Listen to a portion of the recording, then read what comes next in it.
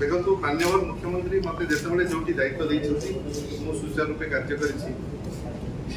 बर्तमान मु ब्रह्मपुर लोकसभा निर्वाचन मंडल पर्यवेक्षक भाव में कार्य सहित आडिशन भाव में आज माननीय मुख्यमंत्री मत संबलपुर लोकसभा निर्वाचन मंडल दायित्व अर्पण कर माननीय मुख्यमंत्री तथा दल सभापति श्रीजुक्त नवीन पट्टनायक आईटी एवं नवीन ओडिशार अध्यक्ष बीके पांड्यान एवं दलर सांगठनिक संपादक प्रणव प्रकाश दास को अशेष अशेष धन्यवाद और आंतरिक कृतज्ञता ज्ञापन कर मत जो गुरु दायित्व दि जाइए से गुरु दायित्व को मु सठिक भाव में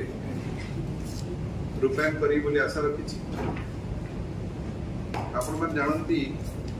निर्वाचन